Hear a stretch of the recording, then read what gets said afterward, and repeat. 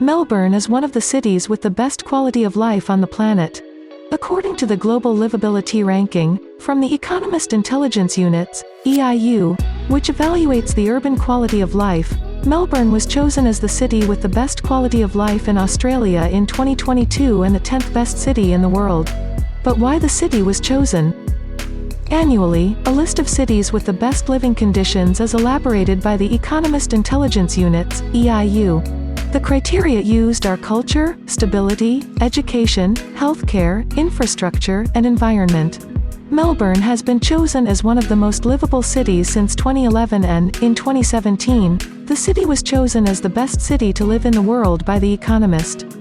The city has also been chosen by Global Finance, which is an English-language financial magazine, as the 5th best city to live in 2022. But how did Melbourne become such a great place to live? Melbourne was founded in 1835. The city was named after William Lamb, 2nd Viscount Melbourne, who was the British Prime Minister at the time.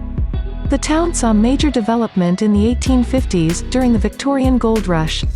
And also after Second World War, with the encouragement given by the government to immigrants, which was mainly Europeans and Asians. The 1956 Summer Olympics can also be highlighted. Melbourne has great development in different areas such as health, education, tourism, research, and development. As well as being cited as Australia's cultural capital, it is also an international centre for the performing and visual arts. It is the birthplace of the Melbourne Shuffle and New Vogue, which are national types of dance. Other highlights in the city are Impressionist art, known as the Heidelberg School, street art, the television industry, the film industry, and Australian football. UNESCO recently recognized Melbourne as the City of Literature. Primary and secondary school training takes place for ages 6 to 16 and it is mandatory in Australia. 2 more years of study are required for senior secondary school. Education at universities and vocational education and training are part of higher education and are also part of the Australian Qualifications Framework, AQF, which has 10 levels. In this system, students can transfer from one level of study to another and have flexibility in their choices. The city has the University of Melbourne, which was founded in 1853 and is one of the oldest in the country and also one of the best in the world. It has more than 30,000 international students, having a high rate of internationalization. Before continuing, don't forget to subscribe to the channel. This way we can continue to make new videos for you. Australia's healthcare system is considered one of the best in the world by the WHO. This system, also known as Medicare, guarantees coverage for all Australian citizens and is funded in part by the Australian government, while the remainder is funded from a discounted rate of 2% of Australian income.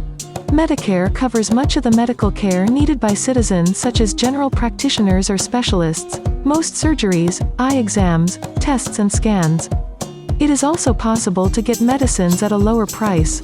Not all doctors work through this system, but, in that case, you can request part of the consultation money from Medicare. The use of public transport to work in the city of Melbourne is carried out by about 19% of the inhabitants. The city has the largest tram network in the world, with more than 250 kilometers of double track and around 300 bus routes and 16 train lines. Public transport payments are made through the Myki system and can be made with Myki Money, where money is loaded onto the Myki card, and Myki Pass, with advance purchase of tickets. Cycle lanes favor the use of bicycles and are sometimes confused with sidewalks. The main green areas of the city are the Royal Botanic Gardens and King's Domain, which are located on the banks of the Yarra River, overlooking the Government Palace and a walking track.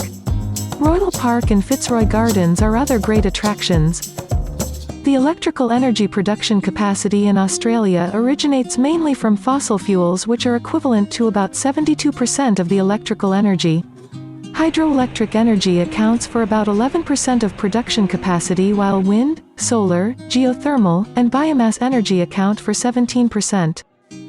Besides Melbourne, which was chosen as the city with the best quality of life in Australia in 2022 and the 10th best city in the world, we have Vienna in Austria in first place, Copenhagen, the capital of Denmark, in second place, and Zurich, in Switzerland in third, together with Calgary, in Canada.